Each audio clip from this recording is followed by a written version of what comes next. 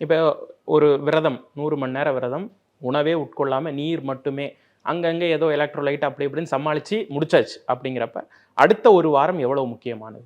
மறுநாள் வந்து வெறும் சூப்பு தான் குடிக்கணும். வெறும் உப்பு போட்டு கிளியர் சூப். அந்த காய்கறி கூட சாப்பிடாதீங்கன்னுவேன்.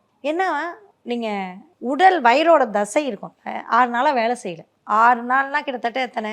120 ஆனாங்க 144 மணி நேரம். 144 மணி நேரம் கிட்டத்தட்ட 150 மணி நேரம் ஆயிடும். 150 ஹவர்ஸ். 100 ஹவர்ஸ்ல 150 ஹவர்ஸ் சஷ்டி விரதம் முடிக்கிறப்ப. சில பேர் சூரசம்ஹாரம் முடிஞ்சு தான் முடிப்பாங்க. அப்ப 6 நாள் உங்களோட ஒரு விஷயம் வேலையே செய்யல. அத நீங்க உபயோகமே படுத்தல. அப்ப இப்ப மாவு கட்டு போடுறோம். 7 நாள் மாவு கட்டு போட்டு மாவு கட்டு பிரிச்சோன்னா கையை இப்படி பிரிக்க முடியுமா? முடியாது.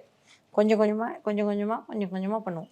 இப்ப எடுத்த அடுப்புல வயித்துல சாப்பாடு போட்டா என்ன ஆகும்? அப்படியே வயிறு வெளில அனுப்பிச்சிடும். இன்னும் நம்ம நிலைமை மோசம். ஆல்ரெடி 6 நாளா சாப்பிடல. திருப்பி எல்லாமே வாமிட் வர ஆரம்பிச்சிச்சுன்னா இன்னும் மோசமாயிடும். அப்ப முதல்ல இந்தாப்பா நீ கொஞ்சமா உனக்கு சாப்பாடு போடுறேன் அப்படின்னு சொல்லி ஒரு சுவையை காமிக்கணும். ஆனா அந்த 6 நாள் கழிச்சு முதல் சூப்பு குடிக்கணும்ல, அது நம்ம அத குடிக்க கூட மாட்டோம் சாதா நாட்கள்ல. அவ்வளோ அதை சொல்லலாம் ரொம்ப கேவலமா இருக்கு. இதையா சாப்பிட்டீங்க அப்படிம்போம்ல, அந்த மாரி இருக்கும். ஆனா அந்த பசியில அவ்வளோ சுவை இருக்கும்.